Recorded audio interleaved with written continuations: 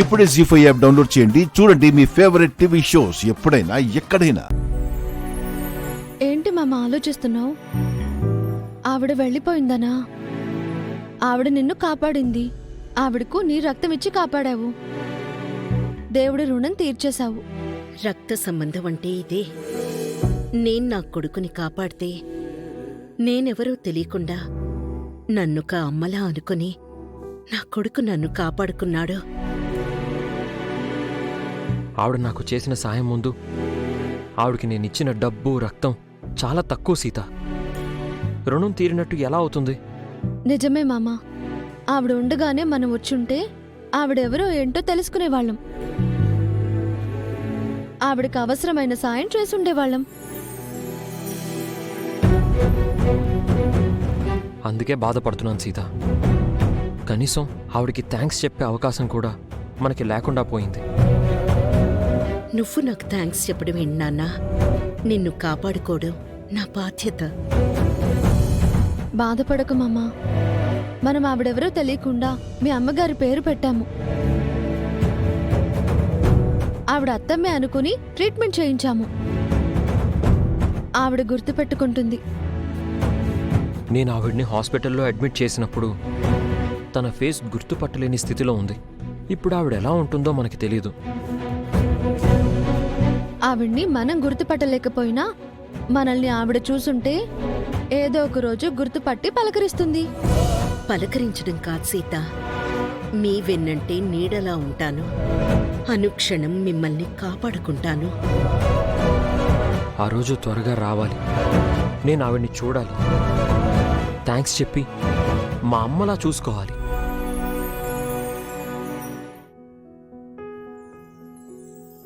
నేను మీ అమ్మనే నాన్న. త్వరలోనే నీ ముందుకొస్తాను. అత్తమ్మ దీవెనలే ఆవిడ రూపంలో నిన్ను కాపాడాయి మామా. అత్తమ్మ ఆశీస్సులుంటే త్వరలోనే ఆవిడ కలుస్తుంది. పదమమ్మ వెళ్దాం.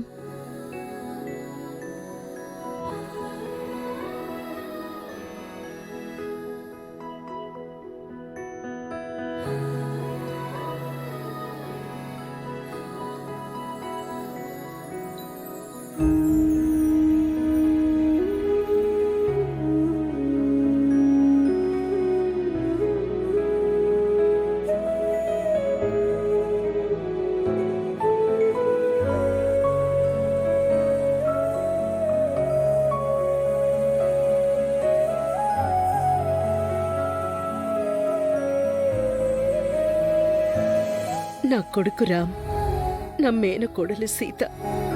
నేను మిమ్మల్ని వదిలి ఉండను. వచ్చేస్తాను.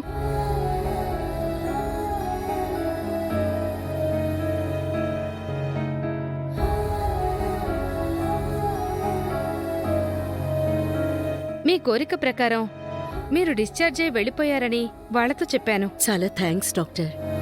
మీ మేలు మర్చిపోను. పాపం, వాళ్ళు మిమ్మల్ని కలవాలని ఎంతో ఆశపడ్డారు. మీరెందుకు నాతో అబద్ధం చెప్పించారు? కారణం ఉంది డాక్టర్. వాళ్ళని నేను తప్పకుండా కలుస్తాను. కానీ ఇప్పుడే కాదు. మీ ఇష్టం సుమతి గారు. మీకీ కొత్త మొహం అలవాటవడానికి మీకు కొంచెం టైం పడుతుంది. కాస్త ఇబ్బందిగా కూడా ఉంటుంది. మీకు మీరు పరాయి మనిషిలా అనిపిస్తారు. పర్వాలేదు డాక్టర్, అడ్జస్ట్ అవుతాను. నేనున్న స్థితిలో ఈ కొత్త మొహం కూడా నాకు అవసరమే. దేవుడు నాకు మంచే చేశాడు. Wish you good luck Sumathi garu. మీ కొత్త జర్నీ హ్యాపీగా స్టార్ట్ చేయండి. Thank you doctor.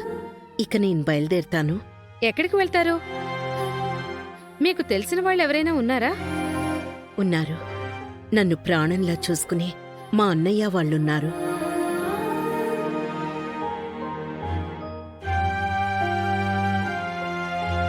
అమ్మా, ఓ రాయందుకో? దేనికమ్మా? నిన్ను కొట్టడానికి కాదులే. త్వరగా ఇవ్వు. ఆ, ఆ.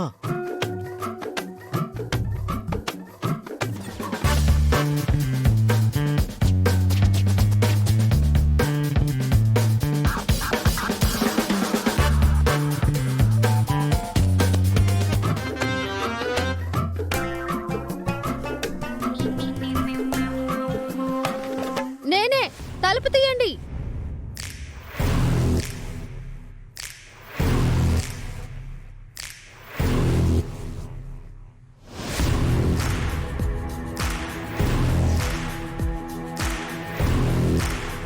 మిమ్మల్నే, తలుపు తీయండి.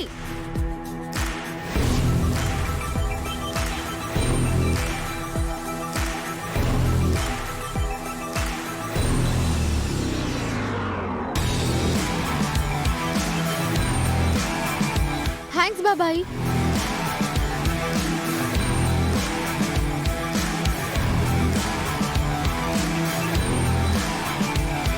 ఏంటి మీ పిచ్చి గంతులు వెర్రి కేకలు విని నిజంగానే కోతులు ఇంట్లోకి వస్తాయని భయపడి తలుపులు బిగించుకున్నారా?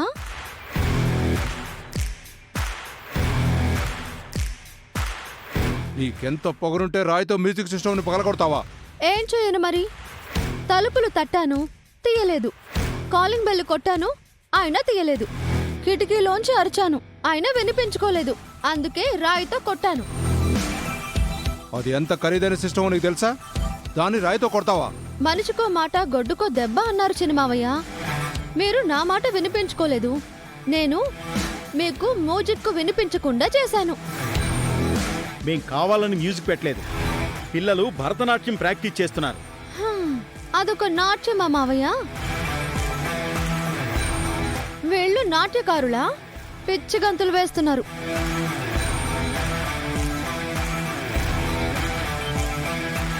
మాట్లాడితే చాలు మావి పిచ్చి డాన్సులు అంటున్నా. ఇంకోసారి అలా అంటే ఊరుకోము.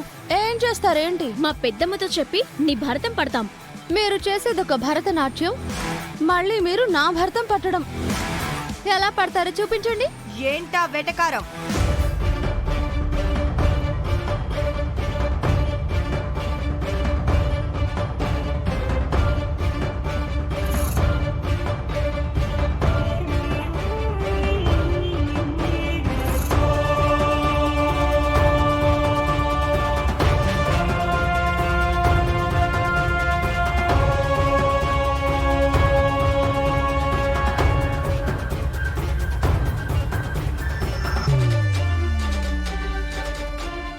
చూడు పిన్ని, మ్యూజిక్ సిస్టమ్ ని తన రాయితో కొట్టి పాడు చేసింది.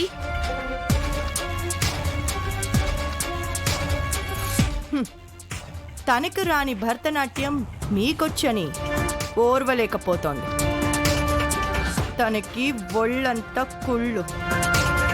తనలో లేని గొప్పతనం మనలో ఎవరికున్నా తను భరించలేదు. ఏంటో మీ గొప్పతనం. నాకు భరతనాట్యం రాదు అంటున్నారు. అది మీకు మాత్రమే వచ్చిన కళ అన్నట్టు పోజులు కొడుతున్నారేంటి? జీ5 యాప్ డౌన్లోడ్ చేసి అన్ని ఎపిసోడ్స్ పూర్తి ఉచితంగా చూడండి.